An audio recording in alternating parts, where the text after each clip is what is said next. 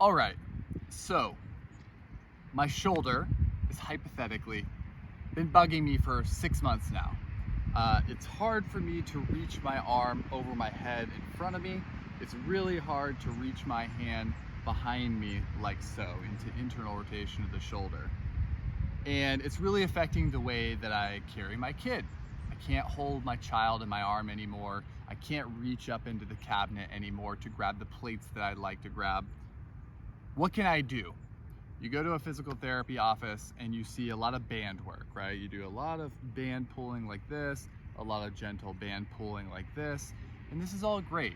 It really does help strengthen the muscular tissue around the shoulder joint. But how do you target the joint specifically? How do you get into the glenohumeral capsule to be able to strengthen that joint? Well, it's very specific, and I'm going to show you I'm going to show you a few tools in how I would approach this with a client, and something that you might learn in the classes coming up. Well, why is the shoulder problem there? Firstly, did you have an injury in the past? Is it just a chronic overuse thing? That is important. So what I'm talking about here is non-trauma specific shoulder injuries. It's just chronic. For some reason, your shoulder has been bugging you, and it has been for a long time. There's no injury there. So the first thing that I want to talk about in regards to this is, how is your core related to your shoulder? Well, if my core isn't strong and I'm not able to organize my spine or my posture, then maybe my posture then falls. My core is not strong, my shoulder droops forward, and now my shoulder is in this rounded forward posture. Literally what happens over time is that the humerus here will actually pull out of the joint, and not literally dislocate, but it'll sit forward in the joint and eventually cause impingement. So maybe if we strengthen our core, if we strengthen our backs, we maintain our posture, my abs help in this anteriorly stabilized position. And now as I correct my posture, my shoulder will sit more in line with my spine rather than forward of my spine, and this whole poor posture thing. And we all know this. We're sitting at desks. We know posture is important. But how do we correct it? So the first thing I'm going to offer you today in regards to your shoulder health, remember this is a hypothetical situation so you can see how the therapeutic fitness class can help your problem. We're going to talk about core first. So in the world of DNS, dynamic neuromuscular stabilization, it's all about intra-abdominal pressure. How can we engage our abs so that our spine, so that our central nervous system, everything is stabilized and functioning properly, that my body moves well? So to first talk about, or even begin to think about intra-abdominal pressure, let's think about what creates pressure in our stomach. If you just think intuitively, how can I fill up my gut? How can I create pressure in this midsection of mine? Let's maybe think about the breath. If I inhale deeply into my stomach, as you'll see now, you'll see that my stomach will actually inflate. As you can see, I have a full breath of air, my stomach is expanded. When you breathe into the diaphragm like this, it creates intra-abdominal pressure. It's not the full picture, but it's a piece of it. So as I inhale, inflate my diaphragm, I'm creating that pressure. That's piece one.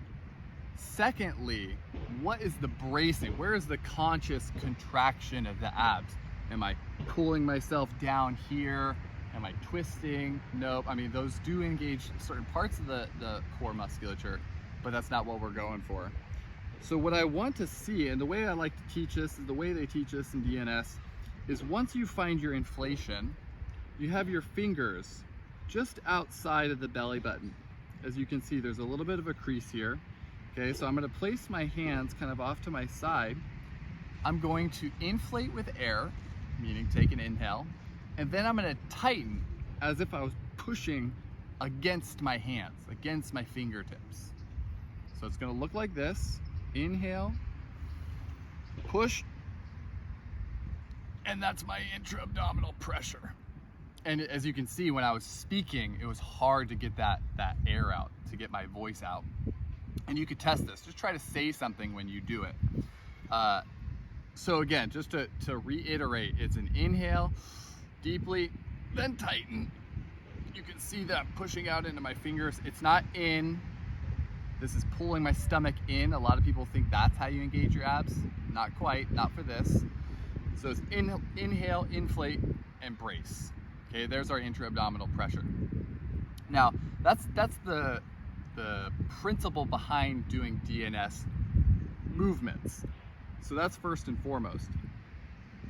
Now, to actually get into a DNS posture, the most simple, the most engaging ab exercise that is like the foundation of everything that I teach my clients, that I do myself on a regular basis, is what's called the 3-month developmental position.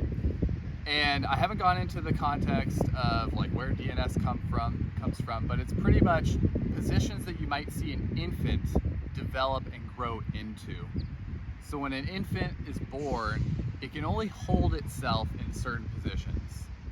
It can only lay on its back with its legs in a certain position at a certain age, and then by another certain age, it can progress into what's actually a little bit more of an engaging position for the core. And this is how the core actually develops. I'll get into all that a little bit more, but that's a little bit more scientific. That's a little bit less important for solving this shoulder issue that we're experiencing. So for the 3-month position, I'm gonna lay on my back, okay? For an infant that you might see at 3 months, maybe you've had children, you see that they're just laying there for the most part, and then they'll start to move their legs, they'll start to use their arms, their hands, and so on. For this particular position, I'm gonna bring my knees and hips to 90 degrees. Okay, you can see that my hip is at 90 degrees here, square angle. Same with the knees. My knees are slightly wider than my feet, and I'm letting my ankles relax. Okay. Now we're gonna apply intra-abdominal pressure by taking the breath in, inhale, and then I consciously tighten by pushing into my fingers. I feel the bracing. What this looks like is a flush low back to the ground. So my low back is firm to the ground here. My tailbone is just slightly off the ground, and I'm bracing so hard that I'm causing myself to tremble, okay? Now, it's important that we continue to breathe here. I'm breathing into my stomach.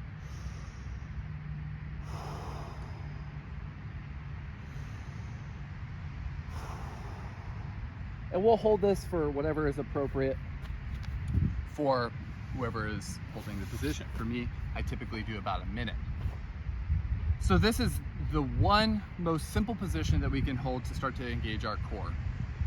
Again, we're trying to apply this all to shoulder health. So as I braced my abs there, as I engaged my abs, I'm beginning to strengthen my posture, okay? So even after just doing one set like that, I can feel that I'm able to hold myself a little bit taller, a little bit stronger. Now, one more way to apply this to the shoulder, if I have somebody who's coming to me for the shoulder issue, is to open our posture in that position. So I'm bracing in that DNS 3-month developmental position. Now I'm gonna open my arms. So I'm simultaneously bracing my abs, all the things I applied, intra-abdominal pressure, tighten. Now my posture is open. So I'm opening the musculature of the front of the shoulder here, getting this nice and open and not allowing our shoulders to roll forward.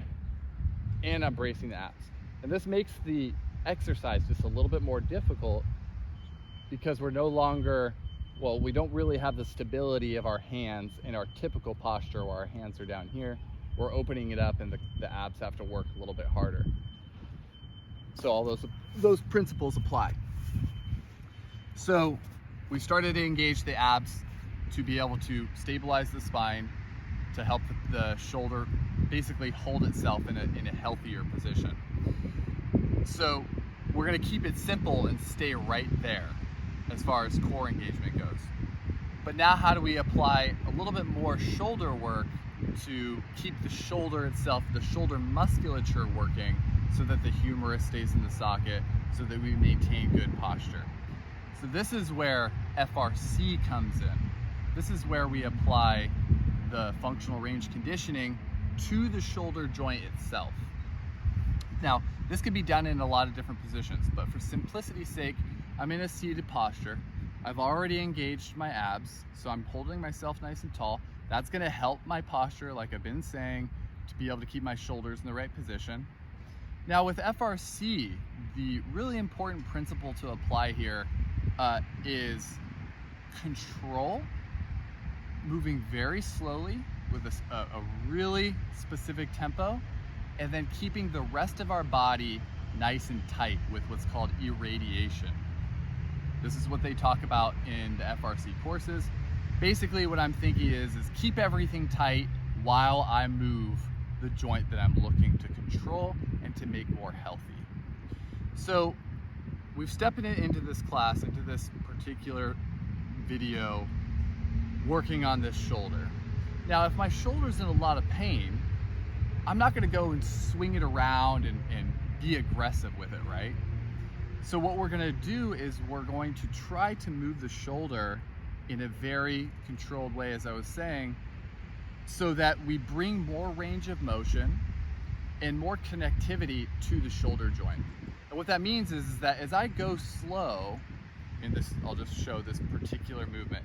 As I go slow, I'm having my brain, my awareness, come to everything that has to do with my shoulder and its movement here.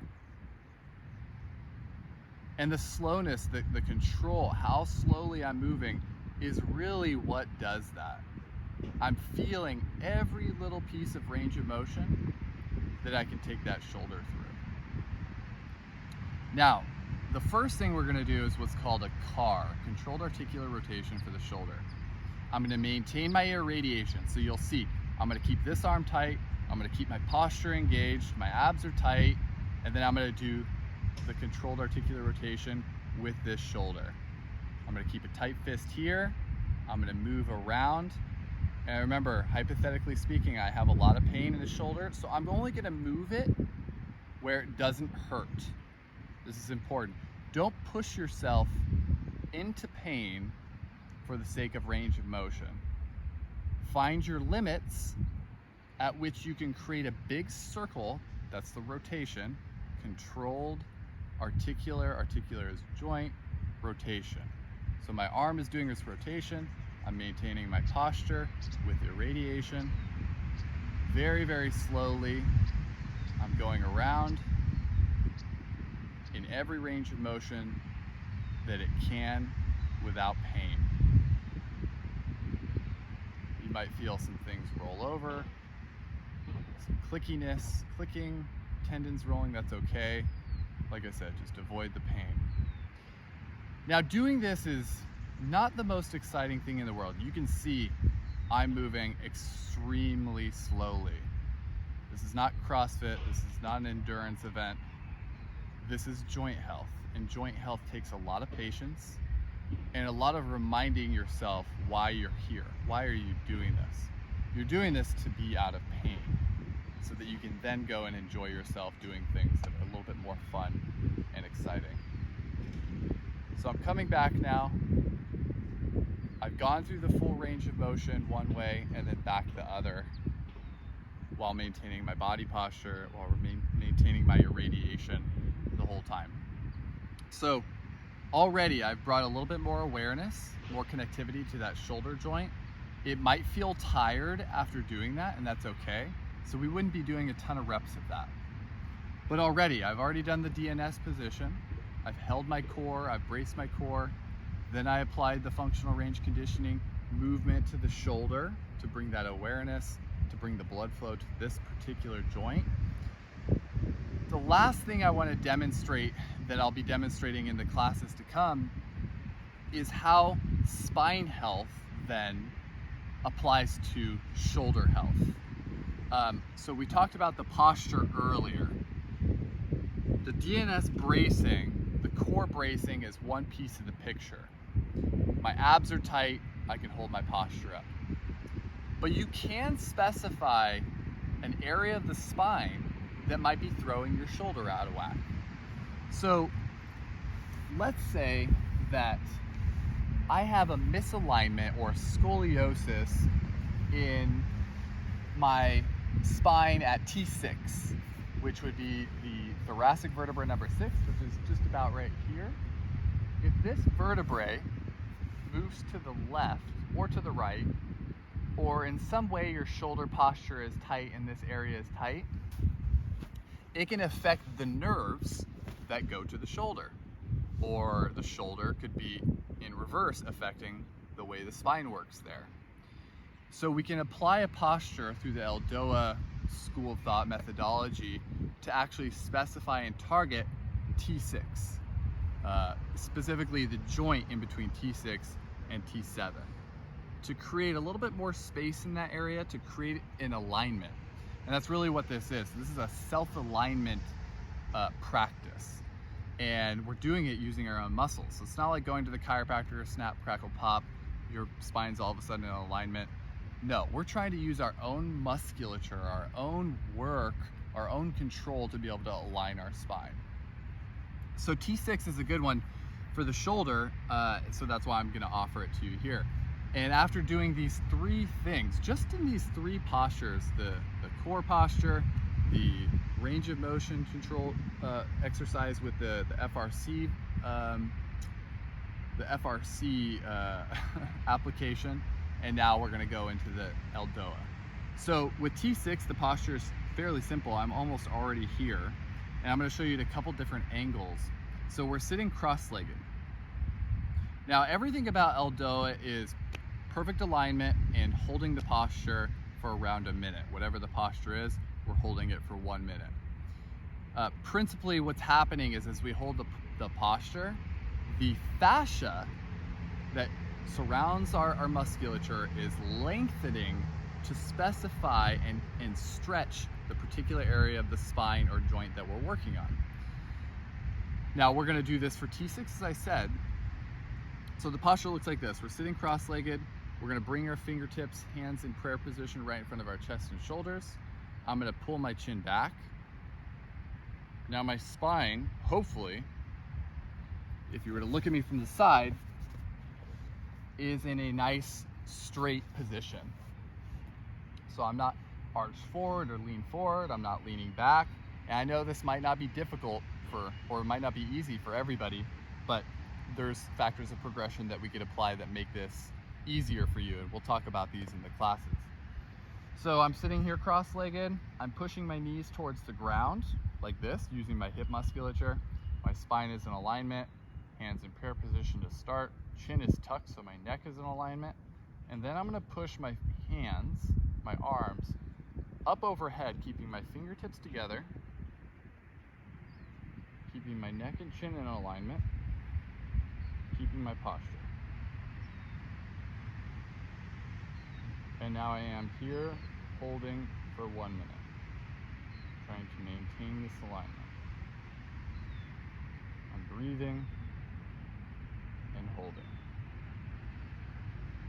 Again, it's not super exciting. You're holding this posture for 1 minute, but the relief that you get in that particular area of the spine that we work, and this can be applied through every vertebra. I mean, we could do Eldoas for the shoulder, for the hips as well. I'm just applying it to T6, T7 there. Can give you a lot of relief. So after doing the 3 modalities specific to the shoulder joint there, you will see how systematically we've aligned the body, we've controlled and brought health to the joint that's giving us issues, and now we're able to experience a little bit less pain or a little bit more strength there in that area, maybe a little bit more range of motion. And you've done it all yourself. You've done it with your own mental control. You've done it with your own work, your own engagement. No one else has done this for you. You put the work in to make your own joint healthier. So what I'm hoping for is this gave you some sort of idea about how in these classes we're going to apply positions, we're going to apply modalities, we're going to apply work to making joints healthier. Any issue, neck issue, shoulder issues, wrist issues, knee issues, low back is a big one. All of these things can be alleviated if you really work on it, if you show up and you start to apply these gentle modalities. So if you have any questions, let me know. I hope this gave you an idea and some context about what kind of things we're going to be doing in the class, and I hope to see you there starting in October.